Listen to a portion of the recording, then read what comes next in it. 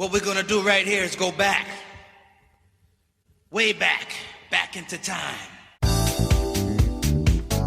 Hello, my friend, and welcome to another episode from the WDW Radio Archives. I am Lou Mangello, and this is show number 749, and each week I'm going to select an evergreen episode from the past to share with you that maybe you haven't heard before, or one that you haven't heard in a long time, including top 10s, interviews, reviews, guides, Wayback Machines, and more. It's a great way to visit or revisit some of our favorite episodes, including ones that you have suggested that I share from the archives. So I ventured back into the WDW Radio Archives this week to the chills and thrills of show 606, and a spine-chilling, not really, journey into the depths of Disney's Halloween history as we continue to celebrate the spirit of the season and look back at the history and evolution of Halloween in the Disney parks. From Disneyland's Parade of the Pumpkins to the legendary Ray Bradbury's enchanting Halloween tree to the many iterations and locations in Walt Disney World and the vastly different celebrations in the Disney parks around the world. So grab some candy corn or pumpkin spice latte, settle in, and prepare to be transported into a world where all things spooky and magical collide as we unlock the vault of Disney Halloween magic. And I'd love to hear from you. What's your favorite way Halloween is or has been celebrated, or how do you like to celebrate Halloween in the Disney parks and why? You can share your thoughts over in the WDW Radio Clubhouse at wdwradio.com/clubhouse, or call the voicemail at 407-900-9391. That's 407-900-WDW1 and share your story on the show. But for now, sit back, relax, and enjoy this week's episode from the archives on the WDW Radio Show.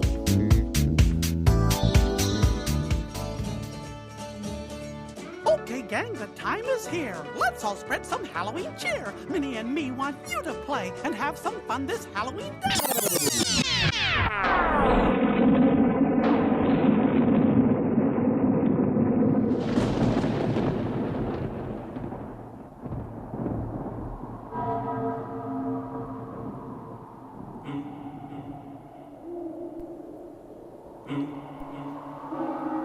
Deep down, I'm a kid at heart. It's why I love Disney and miss Saturday morning cartoons and going to the arcade and riding my bicycle and finding the toy at the bottom of a box of cereal. And it's also why I love Halloween. And it's not the candy, believe it or not, but it's the fun of getting dressed up, trick-or-treating, the spooky and downright scary, the movies, the Great Pumpkin TV special, the decorations, pumpkin spice everything, apple cider donuts, the tricks, and of course, the treats. And that's why it's also one of my favorite times of year in Walt Disney World. And now, having spent some of the Halloween season in Disney parks overseas and Disneyland, where, by the way, overseas, things are very different. We'll get to that. I could even extend that to say to the Disney parks worldwide. And to help celebrate the spirit, pun intended, of the season, we're going to look at the history of Halloween in the Disney parks, including Disneyland, Walt Disney World. We'll even touch on the parks overseas. And joining me this week is someone who, like the holiday, looks fun, is a little spooky and scary, and is just chock full of candy corn. He is the Pumpkin King himself, author, raconteur, and my friend, Mr. Jim Korkis.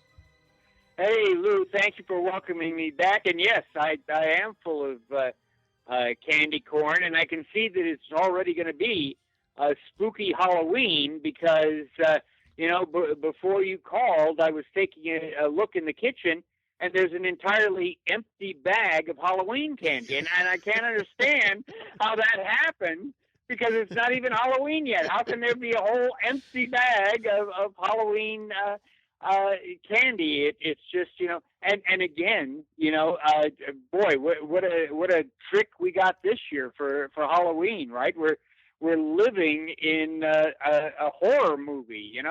Whoever thought that Disneyland would ever be a ghost town? And yet that's what it is. So I'm hoping that with this podcast here, we can sort of virtually celebrate Halloween at the parks and maybe bring a little Halloween spirit to the listeners, or bring back some memories of the times. And yes, you're absolutely right that Disney parks worldwide celebrate Halloween. Disney Paris started in 1997 with their Halloween festival, and Tokyo Disneyland in 97 as well with their Happy Halloween, and even Hong Kong Disneyland and Shanghai Disneyland have Disney themed Halloween celebrations, which is really spooky because they're themed to the American Halloween. How America celebrates Halloween is different than the rest of the world celebrates Halloween, but sort of like a virus. The way that America celebrates Halloween has now sort of infected, the rest of the world, like Italy and the UK and all of that. And so now they're getting into that idea of trick-or-treating and the decorations and the costumes, and that it's not just for kids, but that it's for adults. And so American Halloween, like the Blob in the horror movie, has overtaken the world and even overtaken Disney. Well, and I think, let's sort of talk about Halloween, right? Because I think what a lot of people might not realize, Jim, is that, the history of Halloween itself in the U.S. is a relatively recent development, traditionally. Oh, absolutely. Yeah, I mean, traditionally, and again, not to sort of give an overall history of Halloween, but in Europe and the ancient Celtic people, they would celebrate Samhain, which is sort of a New Year's celebration because it marked the end of the growing season. And then over time, as the holiday evolved and the Catholic Church turned November 1st into All Saints Day or All Hallows Day, that's what sort of made October 31st All Hallows Eve or Halloween. But it wasn't always this idea of going out and tricking and or treating, as it were. It really sort of began in a much more mischievous kind of way, where it was about sort of practical jokes and things like that. And then eventually they wanted to sort of restrain the holiday a little bit and move it more inside and make it away from being destructive tricks to giving it more towards kids and younger children. This idea of trick-or-treating from house to house really didn't come into play really into about, the 20s or 30s, as it were. Well, actually, yeah, it's closer to the late 30s, and we're really not even getting into costumes for kids, real costumes for kids, until the 50s and 60s. And so, as you know, I have that new book out, Vault of Walt Volume 9 Halloween Edition, which we'll talk about later, which covers all aspects of Halloween and Disney. And so one of the things that I was excited about was to do that research and, did Walt dress up, for trick-or-treating? Did he take his daughters out for trick-or-treating? And as I started to research, the tradition, trick-or-treating didn't exist when Walt was a young boy, and again, his daughters, were kids in the 30s, and that wasn't part of it either until, we're talking about really the late 30s, maybe 38, 39 at the earliest, and even then in only small pockets. And you're right, a lot of it was that rural thing of, yes, we're going to do tricks, we're going to tip over outhouses, and so much the better if somebody's actually in one, and disassemble a buggy and put it on top of the roof or whatever, so it'll be a pain the next morning for the person to try and get it back down to the ground. And again, when trick-or-treating did start, the Halloween thing was just, hey, this is for kids. And so a lot of times people say, well, yes, Halloween at Disney. Yeah, Halloween at Disney is big money. There's food and beverage, there's merchandise and all, but it wasn't there originally. The first year Disneyland opened, they did have a Christmas celebration. The first year Walt Disney World was open, they had a Christmas celebration. They didn't have Halloween because it was a minor holiday. The big holidays at Disneyland and Walt Disney World were the Christmas holidays and Easter. And one of the reasons those were really big was that's when kids were off from school.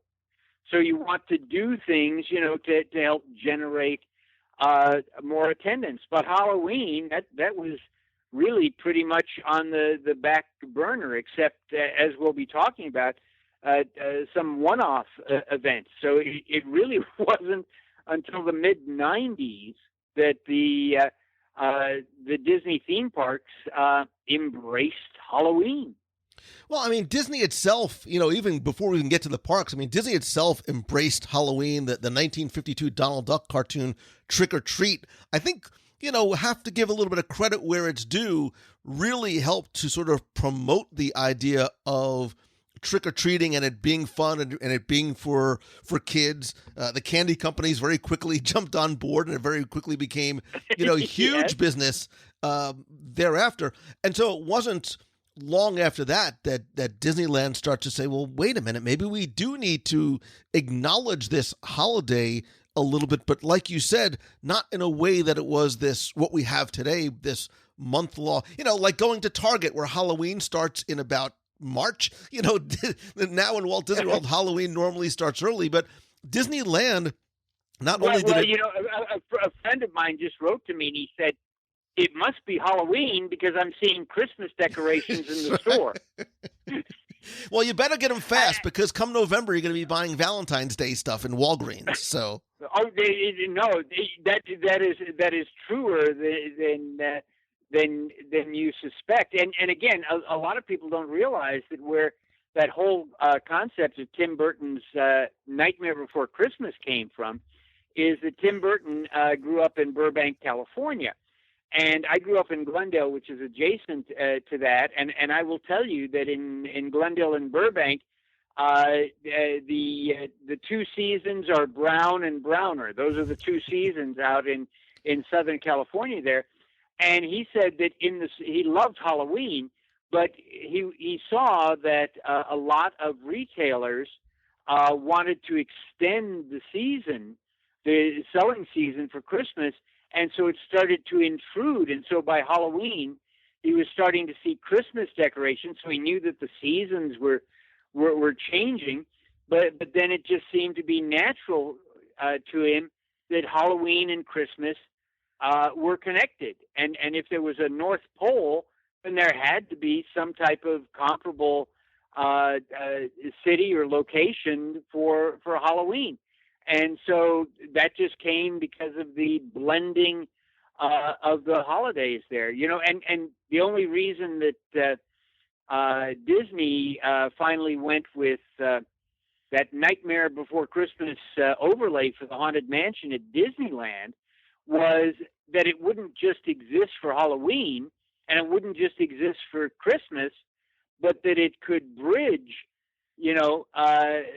that larger amount of time. And especially when you're talking about, you've got to close the attraction for a period of time, then you've got to redecorate it, then you open it, and then you've got to close it for a period of time while you take down the decorations and move it to that.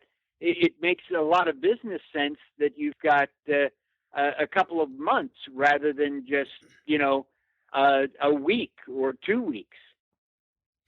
Yeah, and let's sort of go back to the early days because, like we said, Halloween was not necessarily really acknowledged for the first few years of Disneyland being opening. It wasn't until Halloween night or Halloween day in 1959 that Disneyland had a small event called Parade of the Pumpkins. And from what I was able to find, there was just there. It didn't. It's not the same. Certainly, the scale we have today. But there's kids in Holiday Land, and they're dressed in Halloween costumes. And maybe you should explain to the listeners what Holiday Land is.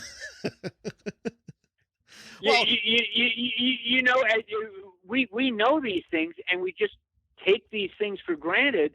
But every now and then, I see that I'll mention something. I just wrote an article about a marketing campaign from the 90s that was to celebrate Mickey's birthday, called Perils of Mickey, where there's all this great merchandise and all this, and it was themed to the Floyd Gottfredson comic strip. And people said, "Oh boy, we really like this article, but who's Floyd Gottfredson?" And I had to go, "Oh, okay, let me explain here, and let me explain, why they, this, and maybe this explains why that marketing campaign didn't take off."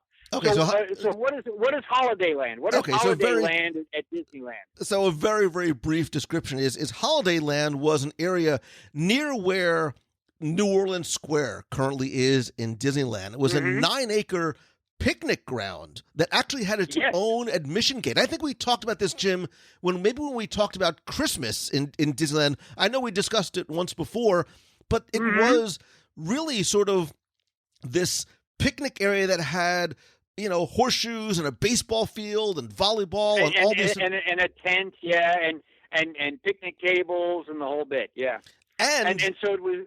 It also had beer, which it had beer there too. So.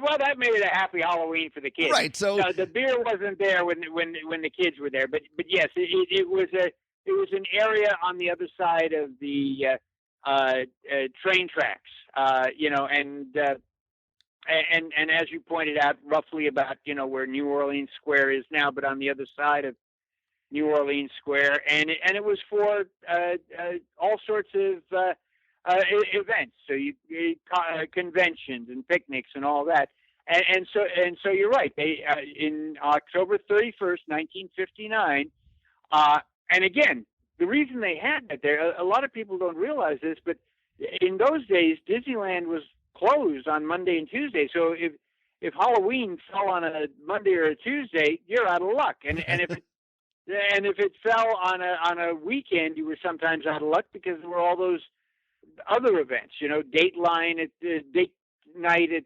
Disneyland and Dixieland at Disneyland and all that. But October 31st, 1959, they had that event and holiday. But again, it was for children, and for children to carve pumpkins, and then they would grab hold of the pumpkins, and they would parade down Main Street in the Parade of the Pumpkins. And unless you've got some other information, to the best of my knowledge, that is the only time they did that. And that's what I found too. And from what I understand, as the holiday started to get more popular and they saw that this event was popular, they talked about the idea of maybe doing something on a grander scale, but there was a lot of hesitancy in doing it for a number of reasons, which on paper and as a recovering attorney make perfect sense. They were worried, one, about guests coming in the park in costumes for safety and security. You have a mask on your face, you're falling down, people are tripping and falling. I think still to this day, Disney has had to...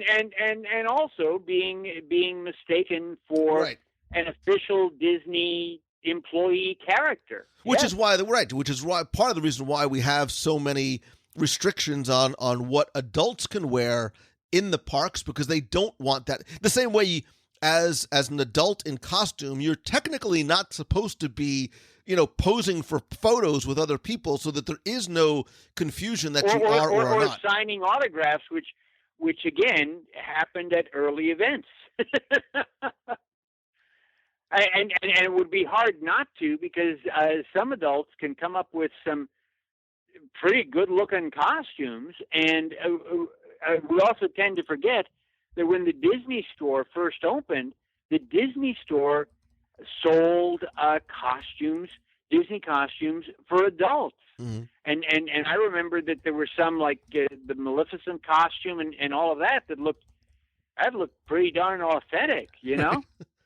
Right. These weren't the Halloween costumes that we bought as kids with the plastic masks and Yeah. Those were the Ben Cooper costumes, and right. as I said, started in the 50s and 60s, and they had the exclusive license from Disney. And I don't know if you have any listeners who are old enough to remember those, but yeah, you had the vinyl face mask that was held on literally with a rubber band.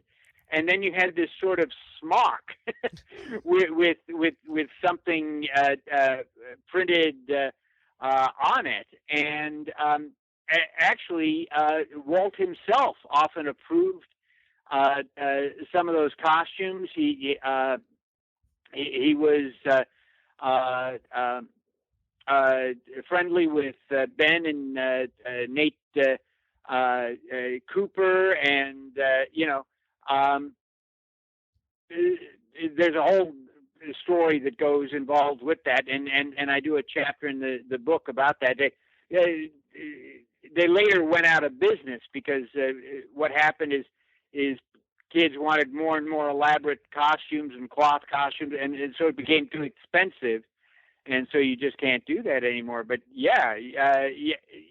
they're well, even today, I see people with cosplay and all that come up with costumes that are like, holy cow. I was at a San Diego Con several years ago and they had these women dressed up as the Disney princesses, and it was like, they're a lot better than I ever saw in the parks in terms of, the makeup, in terms of the detail on the costumes and all that. But you can't have that in a Disney park. You can't have that level of confusion. You can't have people with the swords or cowboy guns and things like that. Especially these days, not going to work. And so you're right. So restrictions had to start to get put in place for that. But as time went on, and they started to look for opportunity, Disneyland president Jack Lindquist, who I actually interviewed, and I think we talked about this back on show 228, mm-hmm. I should say, the late Disney legend Jack Lindquist. Remember, Disneyland's population, for the most part, is primarily local. So what mm-hmm. they were looking to do was, during some of the traditionally slower seasons, as in between major holidays, major attraction openings, they were looking for ways to make the park more attractive and to sort of refresh it. And they saw mm-hmm. what was happening with Christmas in terms of it becoming these traditional family outings to go. So they noticed that some of the smaller local attractions that had popped up around Disneyland were doing things that were attracting guests, everything from, things for kids and teens to some of the more scary that I think are still going on, Knott's Berry Farm and some of the other places that do some scary things. So Disney decided to do something that would, in keeping with Walt's idea of a place for a family to have fun together, do something that was Halloween themed, but wanted to make sure it was always going to remain family friendly. And I think it's surprising, Jim, to a lot of people, that it really wasn't until the mid-90s, like 1995, 1996, when Mickey's Halloween Treat debuted and then came back in later on in Disney California Adventure. Like, I think we sometimes assume that the Halloween parties have been around, for decades, going back to the 80s, but they really didn't start, especially in Disneyland, until the mid-90s. Well, and you're absolutely right about Jack Lindquist, who, again, I don't think gets enough credit for the wonderful marketing, that he did. And I know we're on Disneyland, but basically Lindquist, was dipping his toe in Walt Disney World, to see if some of that Halloween stuff would fly. And of course, in 71, there was nothing at Walt Disney World, nothing at the Magic Kingdom. But in '72, on October 28th and 29th, Lindquist promoted the Halloween weekend event at Walt Disney World. And what that was it wasn't a separate ticketed event. You just paid the money to go. But again, October 28th, 29th, that's considered in those days off-season. There is no such thing as off-season anymore at Walt Disney World. But in those days, that was considered off-season. So they did a Halloween weekend. And the big deal was that you could have free admission to the Haunted Mansion. And I know some listeners are going, I could go on the Haunted Mansion. Well, back in '72, all of these attractions were ticketed. And the Haunted Mansion was an e-ticket. So imagine paying to go to Walt Disney World, and you can go on the Haunted Mansion for free. You can go as many times as you want. And that there are character appearances, not in Halloween costume, but character appearances and magic shows, and they even screen Disney cartoons. You mentioned Trick or Treat. They screen, Legend of Sleepy Hollow, and it was so popular that it was repeated the next year in '73 on October 27th and 28th. But then it wasn't until, '76 that Walt Disney World, dipped its toes into Halloween again, unless you count in 1975, they're trying to build up attention to Lake Buena Vista Shopping Village, which we now know as Disney Springs today. And so there was a village Halloween party where kids were encouraged to attend in costume and go with their parents trick-or-treating, to the various stores and restaurants. And the reason for getting that free candy and all that is, well, in order for the kids to get there, the parents had to bring them there. And so that was introducing the parents to the restaurants and to the stores there. And then Walt Disney World just did a lot of one-off events in October 27th, '79. They did Halloween Hysteria at the Magic Kingdom, but it was just a one-day event, and but this time it was a separate ticketed event because it was part of what was called the World Series of Entertainment. So that what happened is that every Saturday there was a different themed event, a different, to try and draw people in. And fortunately, October 27th fell on a weekend, and so they did a Halloween event, and primarily they were advertising magic shows, and they would have special effects in them somehow, and musical entertainment like Dr. Hook and the Police, and it's always funny to me that Disney does these special events and emphasizes all these musical groups, and yet a decade later or so we're going, who was that? Billy Ray Cyrus was the big guy at the opening of Splash Mountain. What was that all about? Well, that's the thing.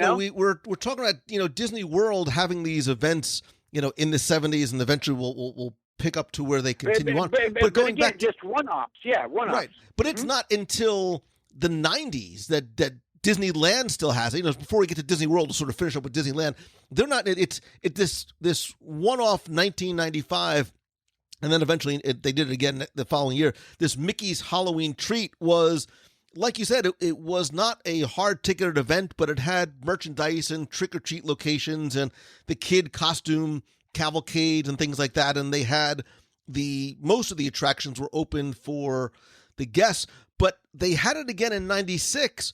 But then they discontinued it because it actually didn't do very well. There was actually Right. low attendance.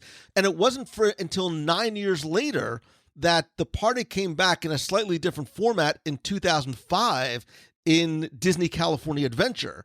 And so it was once again the Mickey's Halloween Party, and then in 2006 it became Halloween Time, which was both at Disneyland and DCA. And then it's the following year it became Mickey's Halloween Party, and that's when it really started to get much more popular. I think it took a little bit of time for it to catch on. Again, to keep confusing guests, they now changed the name again to Mickey's Trick or Treat Party, because they didn't want Yes. confusion with the not so scary Halloween party in Walt Disney World.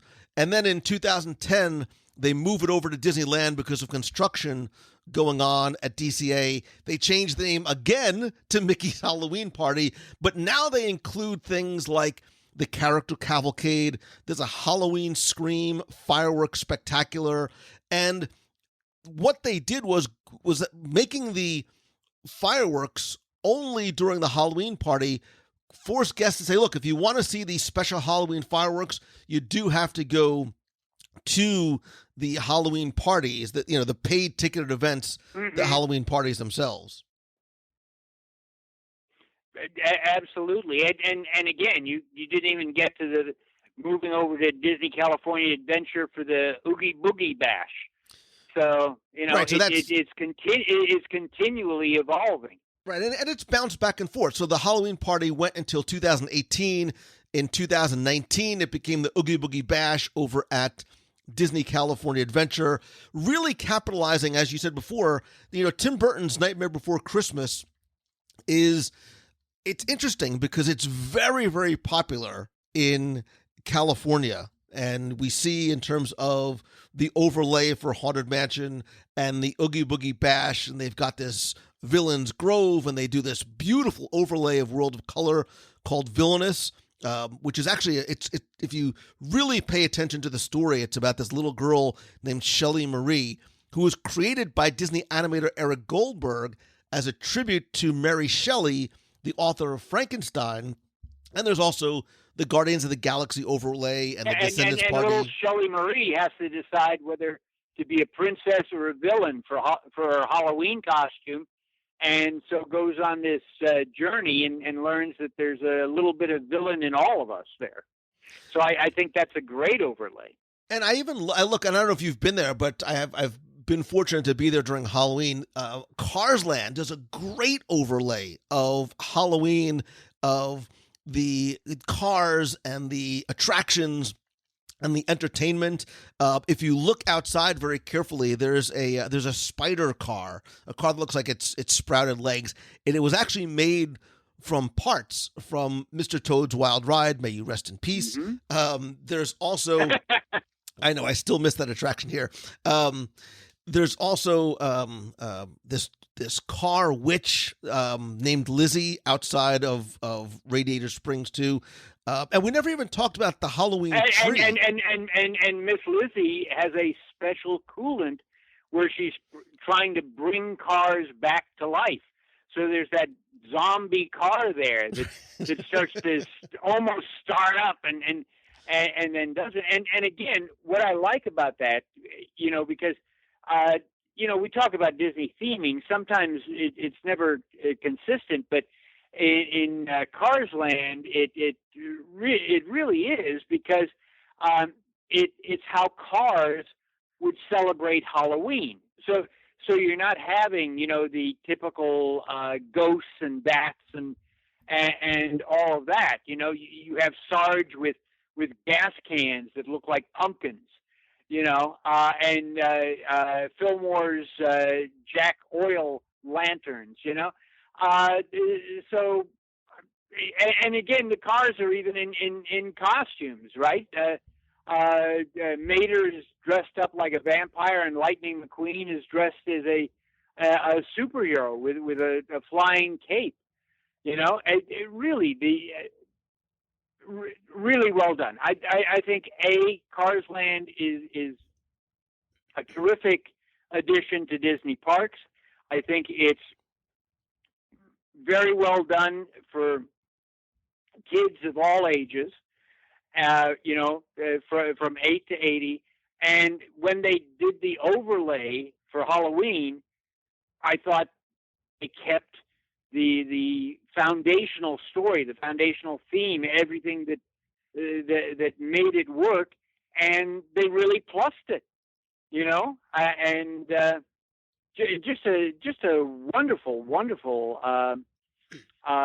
part of Halloween. And again, something that unfortunately this year we're going to miss out on. Well, hopefully when you go back next year, as long as we're talking about, again, brilliant design and storytelling and decor, we have to talk about the Halloween tree. So if you've ever been to Disneyland in Frontierland, there's a beautiful oak tree out in front of the Golden Horseshoe Saloon in Frontierland. And every Halloween, going back to 2007, they do a Halloween overlay specifically of this tree. And it really is because of, and I think really dedicated to, one of America's most prolific writers who was not from the Disney world, but from the Ray Bradbury world. Now, Ray Bradbury, obviously, he's written Fahrenheit 451, but he actually has a lot of connections to the Disney company. And part of his admitted love for Halloween began after watching the 1929 Silly Symphony short, The Skeleton Dance. And in the mid-'60s, Ray Bradbury and Walt Disney met. They became friends. They collaborated on things like Disneyland and some of the resorts. We all know about Ray Bradbury's influence on Spaceship Earth. He also wrote screenplays for 2 Disney films, one which I haven't seen in years. I have to watch with my kids. Something Wicked, This Way Comes in 83, and The Wonderful Ice Cream Suit in 1999, which I have never heard of until this very moment. But in 1972, to celebrate his personal love for Halloween, he wrote a story called The Halloween Tree, which is a novel that talks about these group of trick-or-treaters that go on an adventure to learn about the origins of Halloween while they're looking for their friend. And Bradbury always wanted this idea of having a Halloween tree at Disneyland. So on All Hallows Eve in 2007, the 35th anniversary of the novel, that Frontierland oak was given a makeover with orange light and hand-painted jack-o'-lanterns hanging from the branches. And they talked about how, Tony Baxter, Kim Irvine, and some of these looked at this and said, this is something that we want to do really as a tribute to Ray Bradbury, and they continue to do this. And actually, they've extended. Now you can actually see a Halloween tree not just in Disneyland, but on the Disney Cruise Line ships as well in the Grand Atriums during the Halloween cruises. And as we always say, there's always more to the story. So what you've said is absolutely correct. Let me give you a little, you and the listeners, a little bit of more insight, because again, I grew up out in California, so I was fortunate enough to actually meet Ray Bradbury two or three times and hear him speak many more times. And I had an opportunity to talk with Tim O'Day, Disney authority Tim O'Day. First off, in October '66, you mentioned the debut of It's the Great Pumpkin, Charlie Brown, which we all, accept as, one of the great Charlie Brown holiday specials, after the Christmas special. But Bradbury and his daughter sat down and watched it together, and none of them liked it. They were really disappointed that The Great Pumpkin didn't show up. They felt it wasn't a proper Halloween film at all. It didn't cover Halloween. And so Bradbury complained to his friend, who is animator and director Chuck Jones, who a lot of people remember from Warner Brothers and, Pepe Le Pew, Bugs Bunny, Roadrunner and Coyote, all of that. And at the time, Jones was working at MGM, doing a lot of specials like Rikki Tikki Tavi and, those types of things. And so Bradbury was complaining, and Jones says, well, why don't you do something about it? And Bradbury came in and showed Jones an oil painting of a Halloween tree. A lot of people don't realize that Bradbury had some artistic background. He had painted the Halloween tree, and Jones arranged for MGM to hire Bradbury to write a half-hour animated special called The Halloween Tree about the history of Halloween. But what happened is, as this was going on, MGM closed its animation department. And so the script was never done, and Bradbury then adapted it into the book. Now, we flash forward years later, and at Disneyland, over at the Storyteller Cafe at Disney's Grand Californian Hotel, Tim O'Day and Bradbury are having lunch. And they were joined by the head of Disney Parks Public Relations, Duncan Wardle. And O'Day was completely unaware of Bradbury's book, Halloween Tree. And Bradbury was joking around that he had a new book coming out, and what it was the anniversary reprint. And so as they were talking about this and all that, Wardle and O'Day came up with the idea that why don't we put a Halloween tree in town square? You know, it would be 60 feet tall, a gnarly oak tree, just like the Christmas tree. It would be traditionally in that location, and would have hundreds of illuminated jack-o'-lanterns. And Bradbury was just, really, really excited. He's in his 80s now, and he's really excited about this idea. And so they try to push this with Disney, but Disney already had plans in place to put the giant Mickey pumpkin in town square. And so O'Day told Baxter about the release of the book, and Kim Irvine, and got them on board. And that's what you have to do when you're at Imagineering, is you've got to find a champion for that project. And so they pushed that through, that instead of building, the investment, it could be cost effective to just use the existing oak tree, in Frontierland. So on October 31st, 2007, 87-year-old, wheelchair-bound Ray Bradbury was there at the dedication. They actually had a special dinner for him in Club 33, and he regaled them with stories of knowing Walt and his work at Disney and all that, and how he was, just so excited, that he would become a permanent part of the spirit of Disneyland. And he was the one who lit up the tree.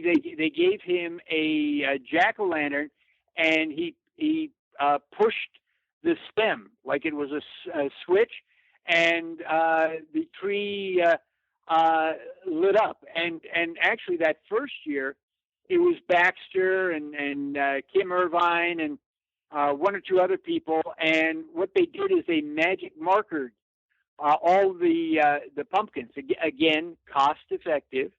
That first year, to get it up there, and then when it became a huge hit, it was turned over to park decoration and all that, and that's where they do the painted ones now, and the whole bit. And you're right, it was so popular that it carried over to the cruise line, to all four ships. But again, it can't be exactly Ray Bradbury's Halloween tree, because there's only one Halloween tree, and each branch is supposed to represent the different aspects of Halloween from around the world that came, together to create Halloween. But they wanted something similar, and of course the problem is they've got to do this in 2 hours. Right. From when a guest leaves the ship, to when the next group comes back on. And so they've got this interior metal infrastructure that's very much like an erector set, and then they add branches and they add a trunk-like covering. And they came up with a whole nother, Imagineering came up with this whole other story that it's the Pumpkin King, who's the caretaker of the stories and memories of Halloween. And what has happened is he's gotten tired after all of these years trying to, keep the history of Halloween alive, that he reaches into his head and he pulls out 4 pumpkin seeds, each one representing a different aspect of his personality, and he plants those, and they bloom once a year in each atrium on the ships there, and they're supposed to be there to help people understand the real and true spirit of Halloween. So the Disney Dream has Grim, the Disney Fantasy has Mucklebones, the Disney Wonder has Bog, and the Disney Magic has Reap. And to me, it's just amazing that in 2 hours, Disney Holiday Services can come onto a ship, put up that Halloween tree, and then all of the other Halloween decorations. And I've been on 10 cruises, but I've never been on a cruise at Halloween. And I'd like to, just to see, how that's handled, because the pictures and videos that I see, I guess, are just a pale reflection. But boy, when Disney does something right, they really do it right. Yeah, if you think converting Magic Kingdom over to Christmas is amazing and how quickly they do it, watch them do the cruise line for Halloween. Jim, before we leave Disneyland and make our way over to Walt Disney World, we would be remiss if we did not at least touch on, not go too far deep down the rabbit hole of the Haunted Mansion holiday. And this, look, going back to even the early days and early ideas for Disneyland, they always had this idea. Harper Goff's earliest designs for Main Street had this idea for a haunted house that would be there. So having the spooky always being part of Disneyland was in its blood from the beginnings. But as the mansion obviously is always such an incredibly popular attraction, but for a number of years, Disneyland had been doing holiday overlays for Small World, the Country Bear Christmas special. So it made sense for them to think about doing the same for the mansion. But some of the ideas that they played around with was Charles Dickens' A Christmas Carol overlay, or creating... Because again, you've got those 3 ghosts, and again, it's Christmas, so you can extend from Halloween through Christmas. Right, so it makes perfect sense. And they even thought about maybe creating this separate story, not based on any other IP, that would star Santa Claus. But they figured neither one of those really fit in the idea of the Haunted Mansion. And so they have The Nightmare Before Christmas. And if you think about it, well, Jim, and don't forget Imagineer Chris Merritt. A lot of times we laud the original Imagineers, and for good reason.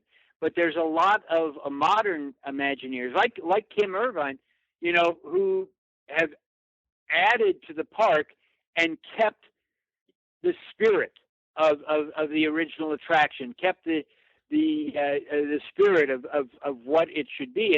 And Chris Merritt is certainly one of those, and he pitched an idea on Nightmare where visitors would enter through a tree portal to Halloween Town. Because if you remember in the movie, there were different trees, and they had an image for Christmas and an image for Easter and July 4th.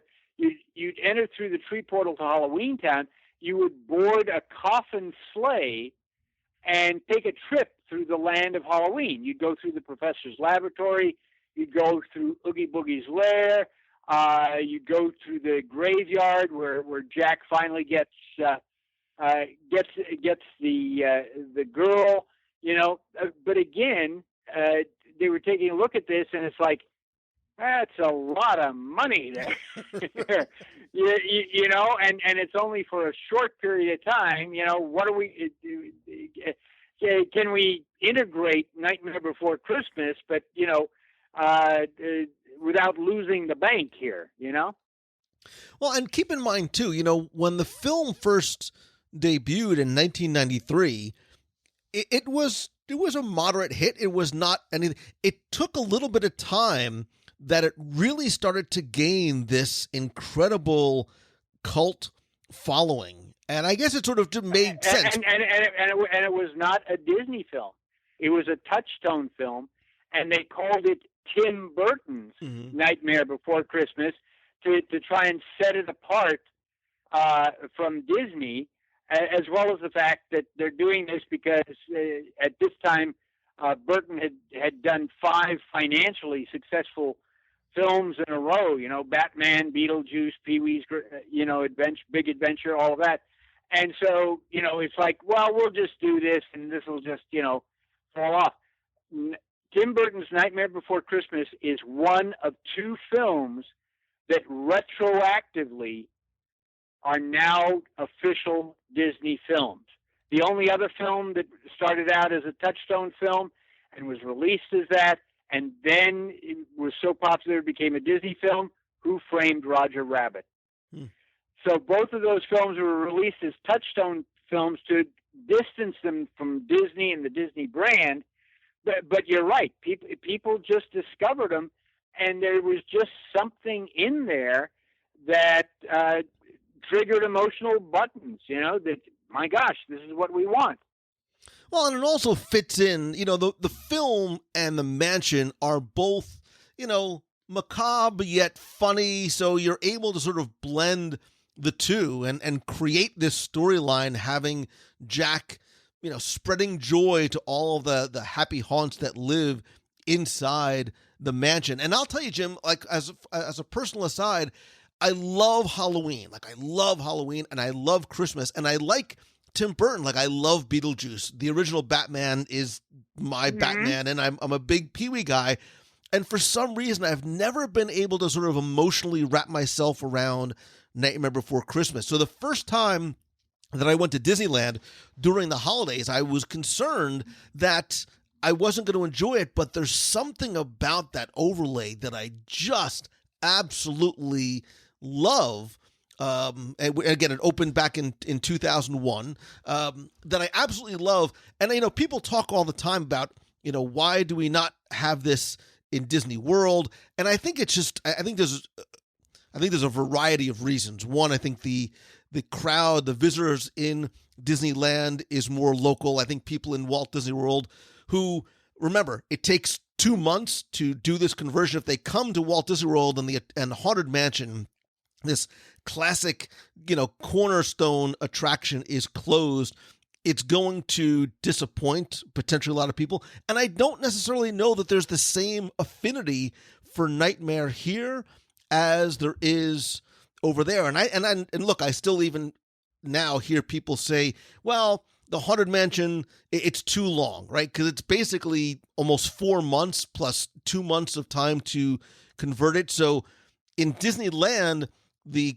classic Haunted Mansion is only available really about half the year, but Haunted Mansion, the Nightmare overlay, is still incredibly, incredibly popular there. Well, and again, the official Disney explanation is that you're right. The audience is different at Disneyland. It's local. It's annual pass holders. They're continually familiar with the attraction.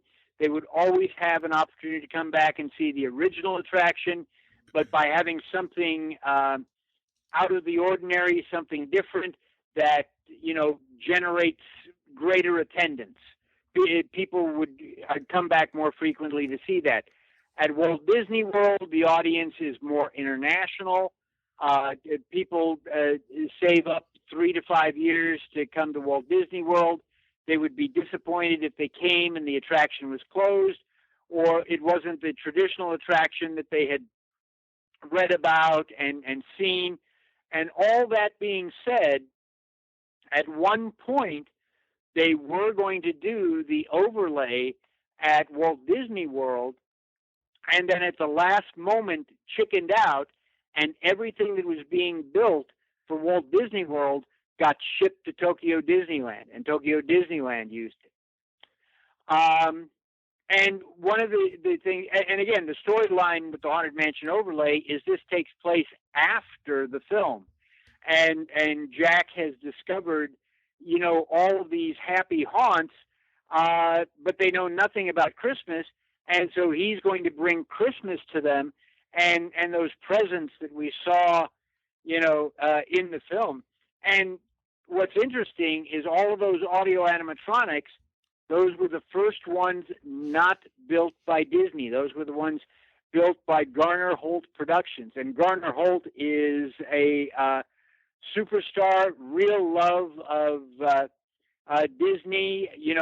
They actually gave him all of the spare parts and everything they had, and so he does audio animatronics now, not just for Disney, but for other places, but he does it for Disney. And what a lot of guests don't realize, I was talking to his creative director, is that a lot of the stuff you see in the overlay isn't shipped in.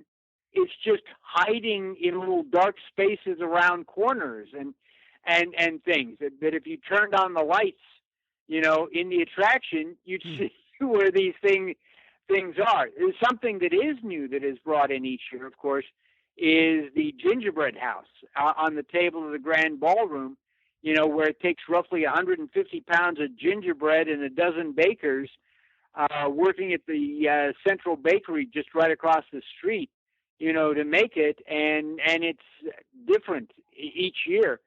And I did get an opportunity to experience the overlay once. And like you, it was like, this really makes sense. This works. This is good.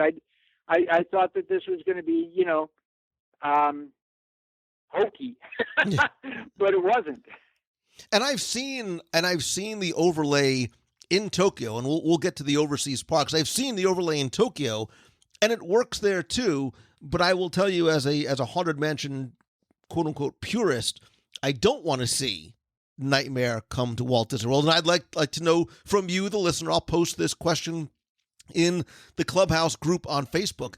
Are you a fan of the Haunted Mansion holiday overlay, and would you like to see it maybe come to Walt Disney World, or just have it be in Disneyland? And I'll post that question. You can leave your comments there, or call the voicemail at 407-900-9391 and let me know what you think.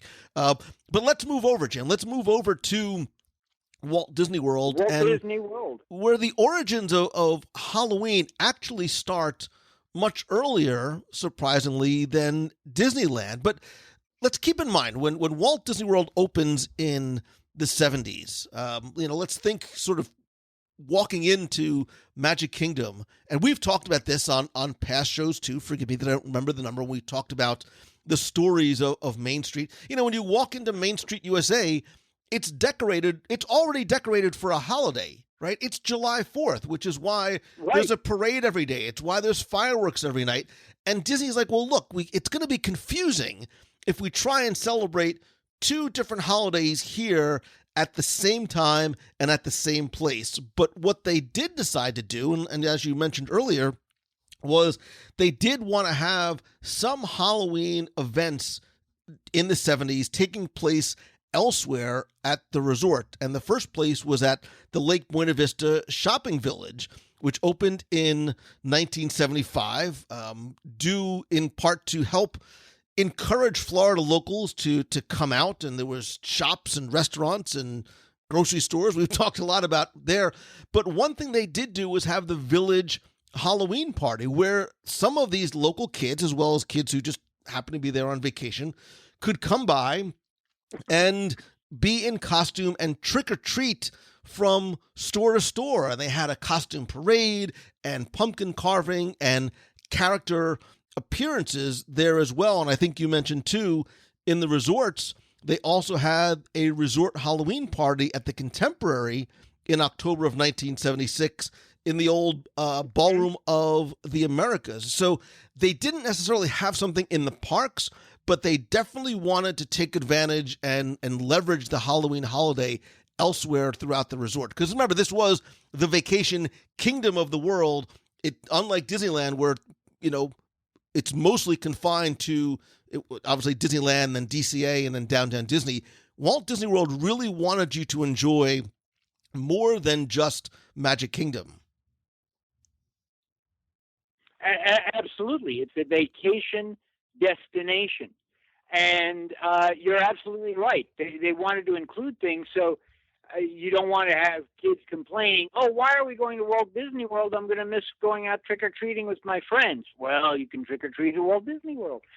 So that's all very exciting. But we also have to realize that, the Disney company is not necessarily altruistic all the time. A lot of things are driven by business. And so also putting in terms of a larger context, Halloween was really not an adult celebration until fairly recently.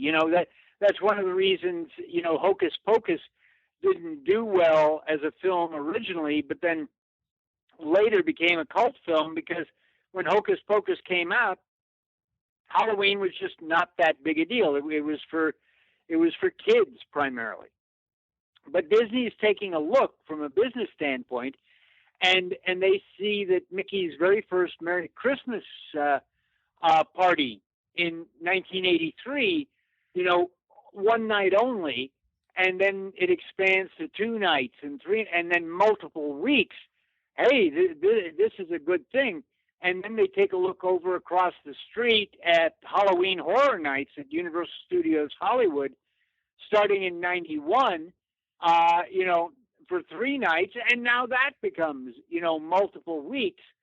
Well, but we did say earlier too. I mean, Disney didn't wait and respond to what was going on elsewhere. I mean, these first official Halloween events start with that Halloween weekend back in 72, and then they have the Saturday Night World Halloween Party. So it's going on throughout the 70s. But sporadically, right. And it doesn't connect, and it doesn't repeat. And so taking a look at Mickey's Very Merry, taking a look at Halloween Horror Nights at Universal, how can we come up with an alternative? And so let's do a family-friendly Halloween, and this will generate, a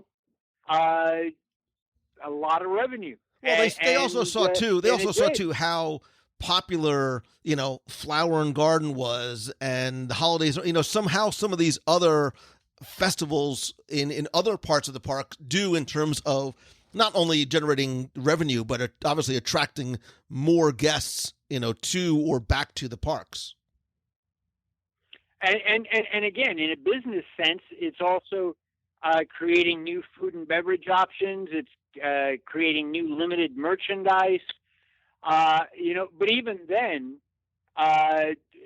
Disney's hesitant. So the first Mickey's Not So Scary Halloween Party as a ticketed event, that's October 31st, 1995, but it's one night only. For more importantly, Jim, $16.95. Right.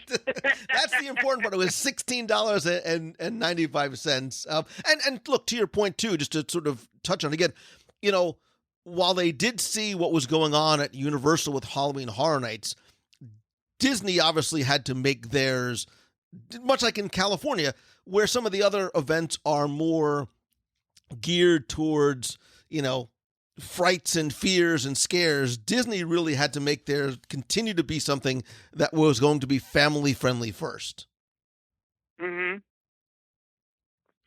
And especially kid friendly, because Halloween is a time that can scare children. You've got the darkness, you've got the monsters. How do you sanitize that? At Disneyland, you'll notice that the colors are the warm colors of orange and red. But when you go to the Oogie Boogie Bash at Disney California Adventure, they're trying to appeal to an older demographic, maybe a teen, maybe an adult. So you're getting these blues and purples and deep magentas, so that even subconsciously, you're being told there's something here that's not, and and now when you're dealing with jack-o'-lanterns, you want the jack-o'-lanterns smiling. You don't want evil jack-o'-lanterns. What I think was what I think was interesting too. You mentioned how that 1995 Halloween party was just one night. If you start to look at it as it trends over the years, so 97 it becomes 2 nights, 99 it becomes 3 nights, 2001 an unbelievable 5 nights, 2003 who would come 5 nights? There's enough people to come 5 nights. But 2 years later it's 10, 2 years it's 15. In 2013, it's 23 nights, which was 4 more nights than the Christmas party. So it very relatively quickly eclipsed what was still remains to be the incredibly popular Christmas party. Absolutely, and again, one of the things that Disney is very clever about is it makes Halloween feel safer, and there's that sense of humor, that sort of a wink, that all of it. A lot of people don't realize that the only Disney film where the villain wins, animated film where the villain wins, is Legend of Sleepy Hollow, and the Headless Horseman. And again, listeners can now scratch their heads and wait. Right, we're all thinking, right? There's got to be another one, and I will admit that you might include the Chicken Little short from the 1940s, where Foxy Loxy wins. He eats all of the animals off stage there, but generally the only big Disney animated film where a villain wins is Legend of Sleepy Hollow. But again, as I take a look at Legend of Sleepy Hollow, all of those are unpleasant people. Ichabod Crane is unpleasant. He's not in love with Katrina Van Tassel. He's in love with her father's fortune, and he's a glutton. And there's a lot of things about him that he's a coward. There's a lot of things. Katrina Van Tassel is manipulating. She doesn't care for Ichabod. She's manipulating. So for her vanity's sake. Rum Bones, can think hard and still come up with the wrong answer. And even the supporting players are not. But I will say that one thing about Disney added to the Legend of the Headless Horseman, which we see in the parks, and especially over at Walt Disney World, is that before the Disney version, the Headless Horseman always carried a pumpkin. It was Disney that made it a jack-o'-lantern, and a fiery jack-o'-lantern. And if you watch the movie, Ichabod looks down the neck of the Headless Horseman, and all he sees is just darkness. So there's the implication that maybe this is not Brom Bones. This really is a supernatural entity that he's encountering.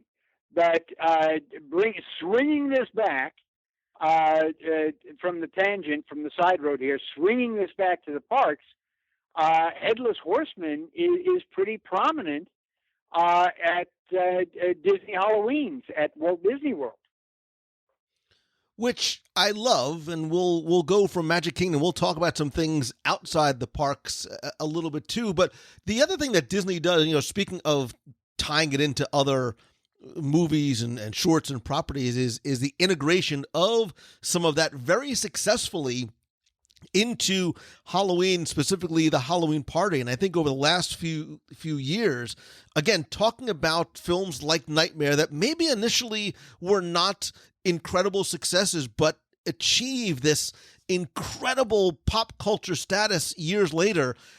1993's Hocus Pocus is very much the same type of thing, because now in the Mickey's Not So Scary Halloween Party, we have this Hocus Pocus villain spectacular, which again is this it's this wonderful, fun, funny, somewhat chilling, but like wonderful musical show presented during the party, which I think has breathed much more newer life into that film. Like now there's a lot of Hocus Pocus merchandise, there's Hocus Pocus themed food, and it's interesting how one has sort of fed the other simply because of, I think in large part, the Halloween party itself. Well, they're even talking about a reboot of the film. Rumor has, I believe that they're actually filming something now for TV or for Disney Plus or ABC with the Sanderson sisters for like some sort of virtual Halloween in this COVID-19 world for Halloween this year too. I wouldn't doubt it. I wouldn't doubt it. And it really is a scary film when you take a look at it. You've got these three women who are literally trying to steal the souls of children, and they even the film starts with them actually stealing the soul of a little girl. You know, my kids were terrified of the film. They still won't. I still can't get them to watch it. You know, and again, that is the first film that has a supporting role by actor Doug Jones, who plays Billy the Zombie. You know, and he later went on to do all of those. I think he's on Star Trek Discovery now, but he did all those great characters of like that in amphibian in The Shape of Water, and he was the Silver Surfer in the Fantastic Four movie, and all of this. You know, the very, very talented physical actor, but this was his very first film where he had a large role, you know, and he thought that this was going to be a huge success, and it wasn't. You know, people were just not in that Halloween mood at that particular point. And part of the reason, of course, is that the film was released during the summer because Disney didn't want to conflict with that same year at Halloween was being released Tim Burton's Nightmare Before Christmas. Mm-hmm. So yeah, release a Halloween movie during summer. That makes a lot of sense. That ought to put butts in seats. Yeah, that'll do it. Well, look, for both movies, they were right that they were going to be successes. It just took a little while for them to attain sort of that cult, for that sort of cult following. And look, well, the same thing for It's a Wonderful Life and Wizard of Oz. You know. Sometimes it takes a while for people to catch up with what's being done there. And, you know, look, let's sort of continue with that thread, and obviously having to mention the Boo to You parade and the Legend of Sleepy Hollow and the Headless Horseman made me think of that connection. That, too, is a relatively newer thing. There was Mickey's Not So Scary Halloween parade was the parade in 1999, and then it eventually became the Boo to You parade. It was updated in 2014, updated again in 2019. But that pre-parade ride, it used to be a gallop. Now it's a little bit more of a slower trot of the Headless Horseman from Ichabod and Mr. Toad set to Flight of the Valkyries is one of my favorite parts of. I think the parade alone is worth the price of admission to Not So Scary Halloween. Oh, yes, Party. yes.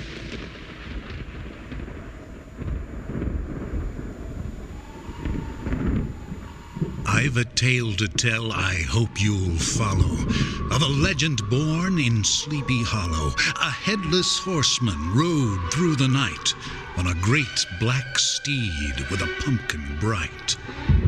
It's said he's tired of his flaming top, so he's looking for a head to swap. Beware, he may soon be in sight. The headless horseman rides tonight. The parade includes a number of different floats. There's Mickey and Minnie. There's the Pirates float, which is sort of this blending of both Peter Pan and Pirates of the Caribbean in this medley of Pirate's Life and Yo-Ho. It was actually, originally it was like two different floats. There was a pirate ship, and then there was a TikTok crocodile mini float that had Captain Jack and Barbossa, and then they added a new float, I think in 2018 or so. The Haunted Mansion is possibly my favorite part because the zombie gravediggers dancing with those shovels and then scraping the pavement, creating those sparks is just, it's so much fun to watch. It is only possibly a very close second. And I'm not a big parade guy, Jim, but it's a close second to the March of the Wooden Soldiers in the Christmas parade, but the Hitchhiking Ghosts and the Haunted Mansion section. And you know that happened by accident, right? There were grave diggers and they were carrying shovels, but the show director one year saw that, you know, as they were leaving, one of the grave diggers was just so tired he was dragging his shovel behind him, and it was scraping and creating sparks, you know, on the pavement there. And she goes, I think I can use that. but you're right, because it's a natural effect, and it really is scary when you see those sparks come off of the pavement there, and especially when it's almost like synchronized swimming, and they're doing this. Boom, boom, boom, you know? Yeah, incredibly well orchestrated. And then it's followed up by the Halloween Hoedown featuring Clarabelle Cow, say that 3 times fast, yes. And Clara Cluck. And Jim, I never sing on the show, but I'm so tempted to cluck the way she sings to Ghost Riders in the Sky is just...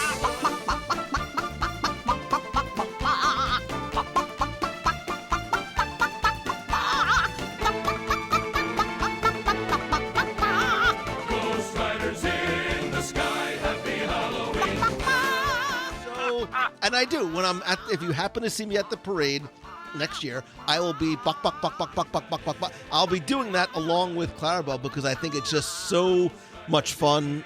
It's followed by the Tomorrowland float, which was introduced in 2019.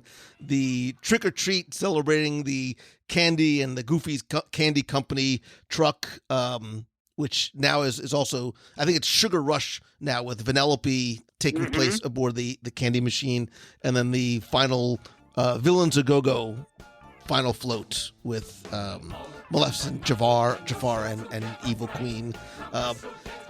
Again, the parade, the party also has the fireworks, the projection, which was introduced a number of years ago, really has added another layer. So while it has taken Disney, while it took them, you know, more than 2.5 decades to sort of hop on the Halloween bandwagon, as it were, what we have now, specifically in the parks, is pretty spectacular. And what I like is they give away top quality candy. You know, you know that they could go and get away with, you know, getting the cheapest, you know, Tootsie Roll and Smartie Roll and I love those candies, but boy, they go with the top of the line, and they also have alternatives, you know, for people who are allergic or don't want that sugar. And so again, when Disney does something right, they really do it right. And boy, talking about sweet treats, there are some that just pop up at Halloween, at those different food and beverage locations that are just, my gosh, those would put me in my grave if I had all of them there. And they're just so creative too, but they're delicious. They're not just creative. Yeah, let's put a pumpkin face on this. They're not just creative. They're really delicious. Well, Walt would be proud because not only have they plussed the Halloween experience, and look, we didn't even talk about, there's the Halloween soundtrack over at Space Mountain. There's the live actors at Pirates. The Mad Tea Party gets moonlighting. And Monsters Incorporated Inc. now, too, yeah. But, it's also merchandising. So there's an incredible array of Halloween-themed merchandise and food, but it really has made Walt Disney World, both for locals and visitors, Halloween time is now made, at Magic Kingdom specifically, has made the park and the resort a vacation destination during this time of year. And I would feel remiss if I didn't mention it's not just confined to the parks. I think that Fort Wilderness, as long as we're talking about Halloween, I think that Halloween at the fort is absolutely a nighttime destination. Like if you can go and rent a golf cart, because there's so much that happens. And again, I'm talking outside the confines of the COVID-19 2020 world, but there are parades. Like guests go and they decorate their campsites in incredibly well themed, and I'm not sure if they no longer allow it, but they would actually build these walk-through like mini attractions and rooms and incredibly well decorated campsites, and they would decorate their golf carts and have these, they almost look like little floats created by guests, and do these nighttime parades. And those are just things done by and for other guests, but they also have the Return to Sleepy Hollow, the Headless Horseman. I don't know, again, going forward, but they used to have the wagon, the carriage ride. And Jim, a quick story. Well, actually, for several years, it was the haunted hayride. Right, that's minutes along the Bay Lake, and the climax was the encounter with the Headless Horseman. Right. And then it became the carriage ride in 2008, and then was completely discontinued in 2012, unfortunately. And I blame my children. Because years ago, look, they again, were frightened. I booked a carriage ride and I got it on Halloween night. And I love to surprise my family. They hate when I surprise them, but so I was like, okay, so we went out to dinner and then I surprised them, and I was like, had this huge grin on my face. My children, I have this picture. I'm sitting across the row from them. They are buried, their faces are buried in their mother's lap, and she's looking at me like, what did you do? Because it's and it wasn't overtly scary, but at one point, I can say it now, spoiler alert, because it doesn't happen anymore, as you're going through this darkened forest and you hear the clap clap and the rustling of the leaves, the Headless Horseman comes right up next to your carriage, and it freaked my kids. I'm grinning and I'm laughing ear to ear, and my wife is looking at me like, you are going to pay for their therapy bills because your children are frightened. So another reason for them to start texting child services, right? Child protection service. It wasn't scary, but they were scary. They have it now on speed dial, right? So they have somebody designated there that goes, oh, no, it's the Mangello kids again. All right. Yeah, what did Lou do now?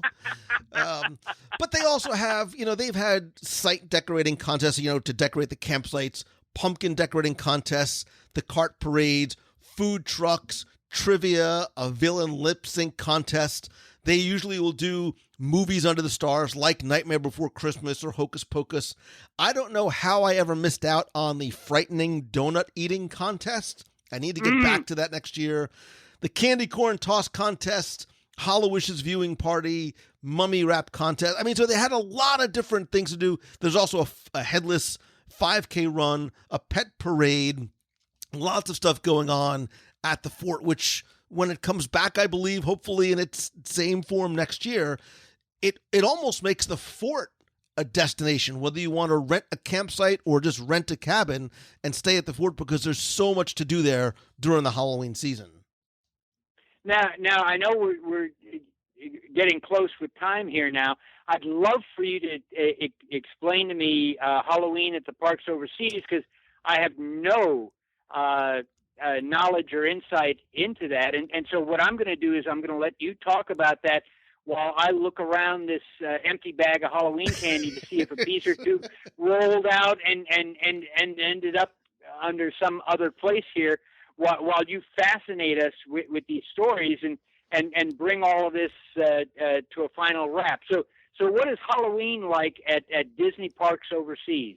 So I am fortunate to have been able to visit all the overseas parks except for Disneyland Paris. It was on my list this year. Again, it's 2020, but I'll start at Disneyland Paris, where they began celebrating All Hallows Eve in 1997 with the Soirée Halloween Disney, which is Disney's Halloween party. It evolved to the Disney Halloween Festival, which, according to them, is this mixture of mischief and fun that takes place from late September through early November.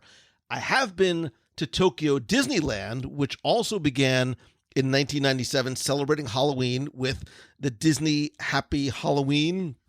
There are parades with guests, lots of things for kids under 12.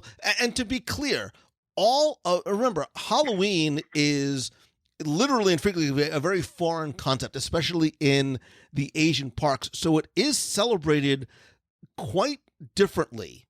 So, for example, in Tokyo Disneyland, I think of all the parks I had been to, I think decoration-wise, they had the best decorations overall. They did have the Haunted Mansion holiday, so you could see what it would be like, because their Haunted Mansion is basically a mirror of the Walt Disney World version. I will say that the Japanese and specifically Tokyo Disneyland fans really go all out in celebrating all of their holidays, not just Halloween, but Christmas, but Easter. All of them really are made a very big deal. I think Tokyo probably has the best parade, some amazing stage shows. And again, all of these are included with the regular theme park admission. So everything that happens from the decorations... So it's not a separate ticketed event? It is not a separate ticketed event. So they have a Festival of Mystique, Harbor Show, food, merch. All of that takes place into this Disney Halloween season at Tokyo Disney Resort. That's included. This is Halloween, this is Halloween, this is Halloween, this is Halloween, Halloween, Halloween, Halloween, Halloween.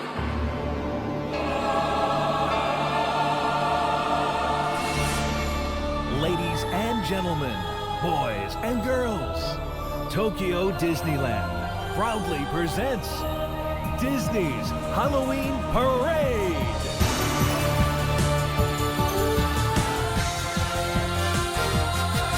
And our happy, happy Disney's, happy, happy Disney's, happy, happy Disney's Halloween.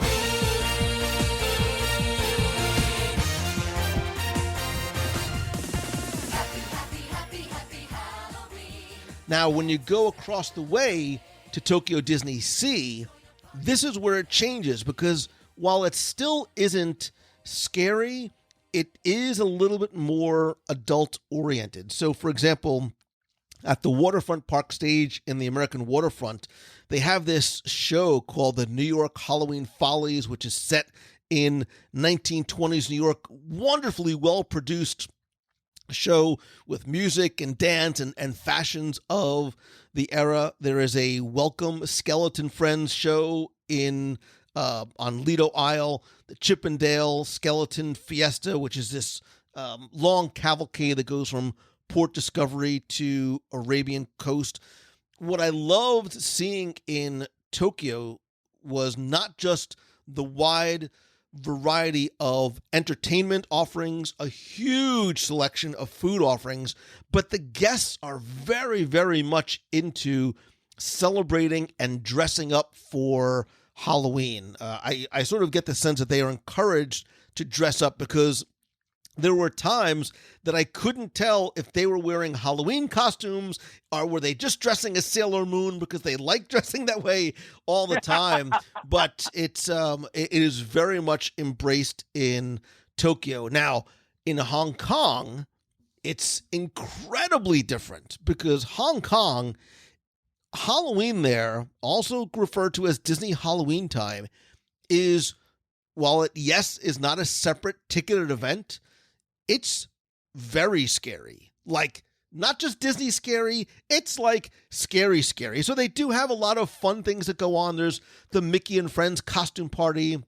There's a Mickey Halloween Time cavalcade, a Villains Night Out parade. But they also have this Villains Garden where you can go and trick or treat. You know, you get a bag and you go trick or treat again. Mm-hmm. It's all included. But they also have these walk-through attractions and these shows which are legit scary. So they have something called the Revenge of the Headless Horseman, which and this Graves Academy walkthrough. So the Headless Horseman is like this traveling circus sideshow where there's all of these to use the circus carnival, you know, all these different sort of freaks are in there. And one thing, Jim, you won't see any photos because you're not allowed to take any pictures anywhere. But Graves Academy is that this idea that this Principal Graves at this school called the Graves Academy is recruiting students and turning them into all of these evil creatures that are trapped inside the room. So you go like from classroom to classroom and lunchrooms, and there's all of these weird, the thing that was odd, and I still to this day have nightmares, is one of the walkthrough attractions. I think it was called, it's either the Nightmare Experiment or Journey to Halloween Town. They take characters from they're Disney characters like Alice in Wonderland, Pinocchio, but they're very dark, they're very scary, and there are scenes where they're the Tim Burton versions, huh? They're worse than the Tim Burton versions. On a bad day, huh?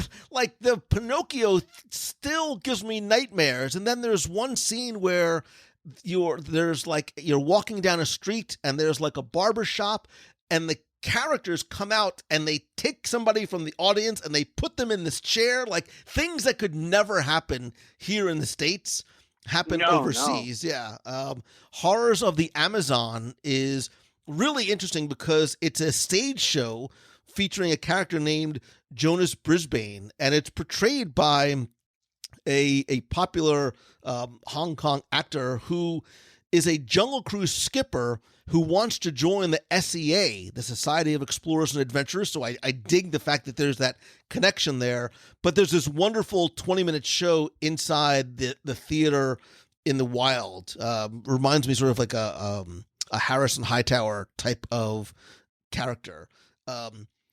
Shanghai Disneyland also celebrates not just in the park. The first year, they only did it in their Disney Town, which is their version of Downtown Disney or Disney Springs. And now they go throughout the resort into the parks. They have a Villains Cavalcade. They have a late night Halloween party and a new fireworks show. They bring in also theming from Coco, Nightmare Before Christmas again as well. So the overseas parks, especially the Asian parks, look at and celebrate Halloween in some very different, very unique, and in some respects, kind of scare, not jump scares, but a little bit more intense than what you find here, certainly stateside. It sounds very intense, at least the way you're describing it there. It's also delicious, by the way. The food is fantastic. The food is fantastic. But yeah, there's and I know we've talked about on when I've done the recap of our Adventures by Disney to China and their Adventures by Disney to Japan, where I talk about these in much more detail. You can hear a little bit more about the parks and how they celebrate. I believe the Hong Kong show was show 440, and I think we touch on Shanghai and Tokyo there as well. But as long as we're talking about outside the parks too, Disney Cruise Line also has Halloween themed specialty sailings with lots of it's not just a Halloween sort of day at sea like Marvel or Star Wars, but they actually have Halloween events and theming that goes on throughout. Mm. Hey, isn't this amazing? You know, all of these things taking place at the Disney parks, and they're not even permanent. They're just a seasonal condiment added to the main entree there. You know, and I think that's one of the reasons that people love going to Disney parks is there is that extra magic, that extra something, you know, that you can enjoy. And I hope that listeners who, of course, this year aren't able to maybe celebrate Halloween at a Disney park, you know, can celebrate with this podcast. You know what else they can celebrate with, Jim? They can also celebrate with the Vault of Walt Volume 9 Halloween Edition, which has spooky stories. You are so kind. Oh, of course. Listen, Disney films, theme parks, and things that go bump in the night. I dig that. Right, and just like my regular Vault of Walt series, you know, it's divided into sections. So there's chapters devoted to animation, like there's a chapter devoted to Night on Bald Mountain, a chapter devoted to the stories behind Legend of Sleepy Hollow and Trick or Treat. There's stories about films like Hocus Pocus and the Halloween Town saga. You know, 4 films in that series. People tend to forget that. And Twitches, you know, and stories about the parks. You know, a lot of times people forget that Twilight Zone Tower of Terror was struck by lightning on October 31st, 1939, you know, so it's a Halloween attraction, whether people realize it or not. And then there's other chapters like on the Ben Cooper Halloween costumes and all sorts of things. Because the challenge that was given to me, because my Vault of Walt book about Christmas did pretty well, and my publisher says, gee, do you think you could write one on Halloween? And I said, well, yeah, maybe. And he says, well, I guess you just write about the villains, and I know Disney has made some spooky films. And I said, no, if I'm going to write about Halloween, it's going to be just Halloween. And so it took over 2 years to write this book because, again, the stipulation was it's got to be Halloween, not just, you know, Maleficent. Not, you know, it's got to be something that is Halloween related. And in fact, I even cover stories about ghosts at the Disney theme parks, not just the ones that all your animatronic ones you'll find in the Haunted Mansion, but I talk about some guests and cast members who have seen the ghost of Walt Disney. And in fact, sometimes when they see him, they also smell that strong stench from the French cigarettes he used to smoke later in life, and little puffs of smoke in the air, you know, and sometimes Walt even talks to people. So if you want to celebrate a Disney Halloween, you might want to go to Amazon.com, and then one of my books that was due out earlier this year and then just got delayed until just now, Hidden Treasures of the Disney Cruise Line, which is not a guidebook. It won't help you get, you know, a better discount or pick the best room or when to go sailing, whatever. It tells the story of the evolution and creation of the Disney Cruise Line, starting with Walt's original cruises and where he went and what his experiences were, and the movie Bon Voyage and all that leading up to the creation. And then the majority of the book goes through Disney storytelling on the ships. What is there that you're not seeing, or you're seeing and you're not understanding what it is? And so, for instance, when you see that gold filigree on the outside of the ship, you go, oh, well, that's kind of cute. Actually, it had only appeared before on one ocean liner. In 1927, the Stellar Polaris, and that ocean liner only could hold 165 guests because it was meant for millionaire class people. And so that's one of the reasons that Disney has that on the outside of the ship there.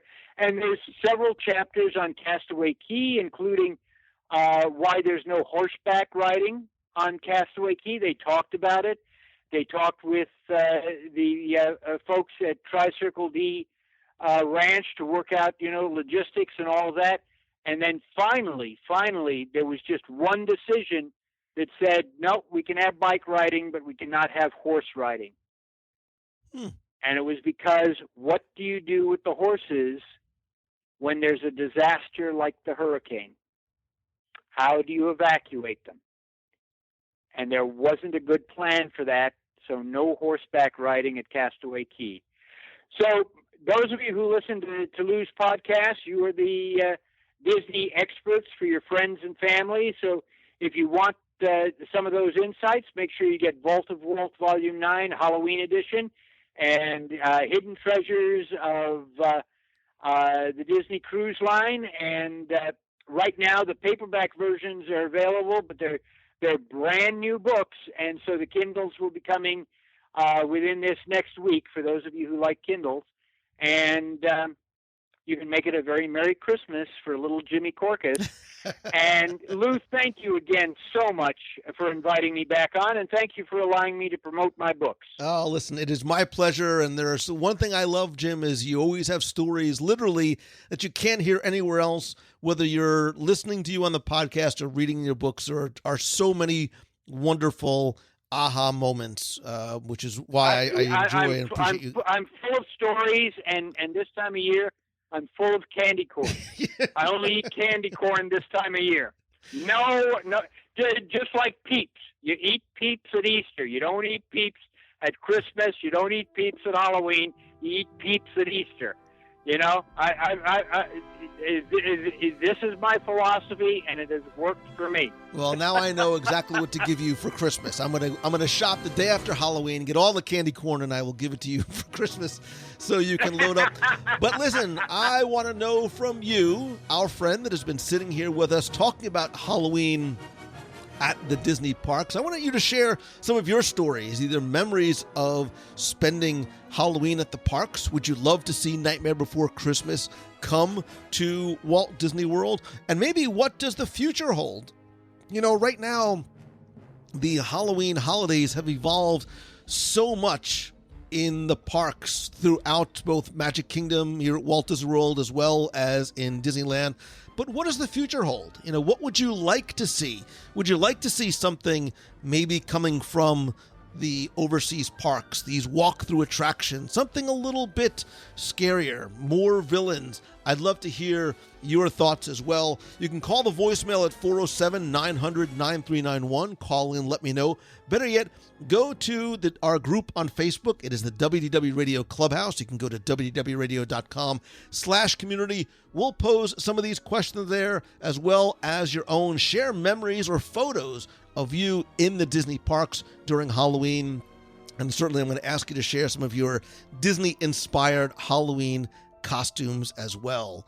And Jimmy Corcus, I will have you back, of course, my friend. I look forward to seeing you, and I sincerely appreciate you. All right, very quickly, favorite Halloween movie? Happy Halloween to the Mongello family. Happy Halloween to the listeners, and may it be a Disney Halloween for you all. Favorite Halloween movie, Disney or otherwise? Go. Legend of Sleepy Hollow. Oh, very nice. Very nice. I'll have to put that question in the group, too. I dig the scary. I like the scary ones. I like getting scared around Halloween. Yeah. Well, when you read my book, you'll see that there's so much behind Legend of Sleepy Hollow that we just take for granted. That we, and you had people like Blaine Gibson working on it, and Yale Gracie, and all the and in an animation standpoint, and it's like, really, all these people literally went on to create all these horrific things. This is, where they're getting their first little taste of Halloween. We got to get out of here. I gotta go back to Hong. I gotta go do some writing. I need to go to Hong Kong. I'm telling you, that headless horseman thing. That's too scary for me. Way too I'm scary. a scaredy cat. That's Pinocchio was frightening. It'll give you nightmares.